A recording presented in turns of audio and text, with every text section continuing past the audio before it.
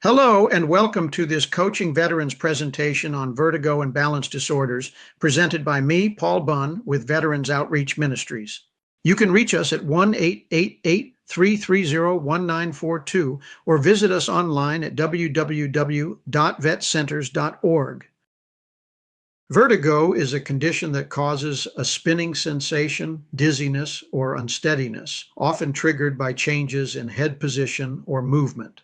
It can make you feel like you or your surroundings are moving, even when you're standing still. For some veterans, vertigo leads to nausea, imbalance, or difficulty walking. Example, I sometimes feel like the room is moving even when I'm sitting still, and I have to close my eyes or grab something for support. There are several common causes of vertigo in veterans. Head or neck injuries, especially from blast exposure or trauma, can affect the inner ear or brain. Some cases are caused by inner ear conditions such as Meniere's disease, benign paroxysmal positional vertigo, or vestibular neuritis. Others are linked to ear infections, chronic sinus problems, or even medications used for pain or anxiety. Example, my vertigo started after a concussion in service, and it's gotten worse over the years when I move my head too quickly.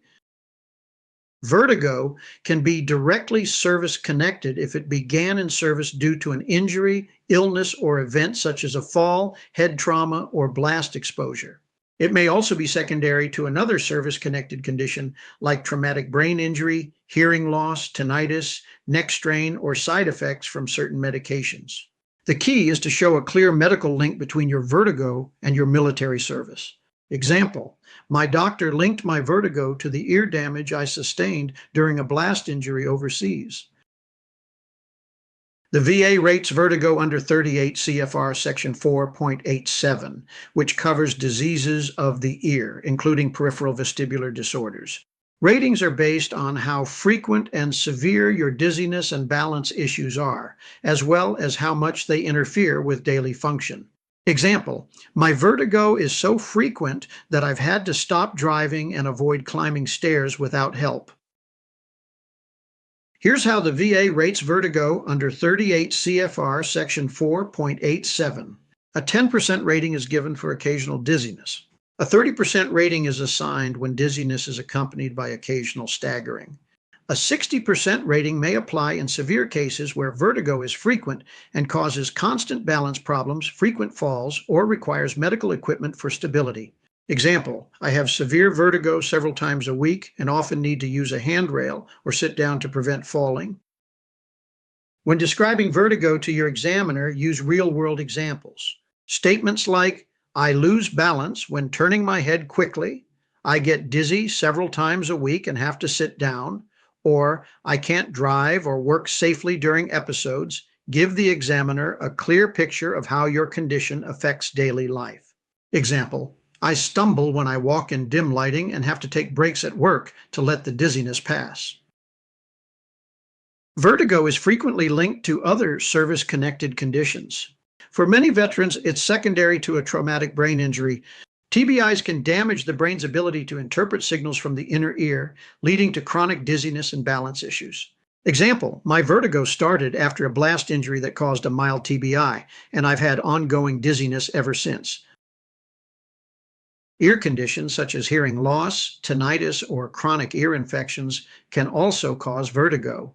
These problems affect the inner ear and its balance mechanisms, resulting in disorientation or spinning sensations.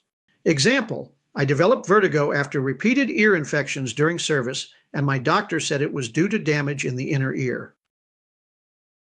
Neck and spine injuries may also lead to vertigo, especially if nerves or blood flow to the head are affected.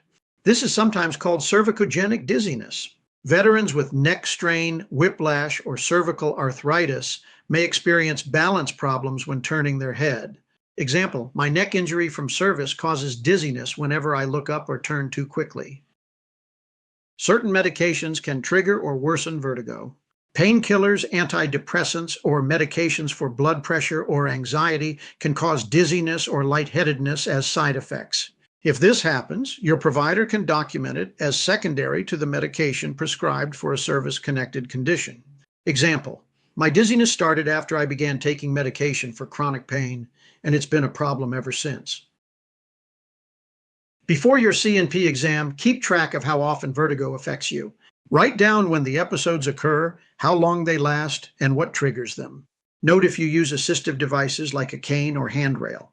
This information helps the examiner understand how your condition impacts your independence and safety.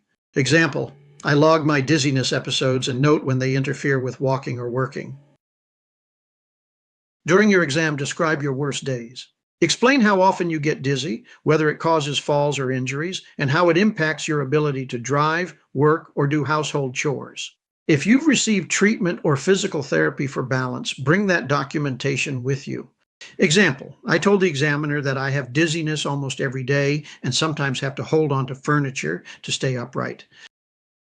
Statements from family members or coworkers can be powerful in vertigo claims.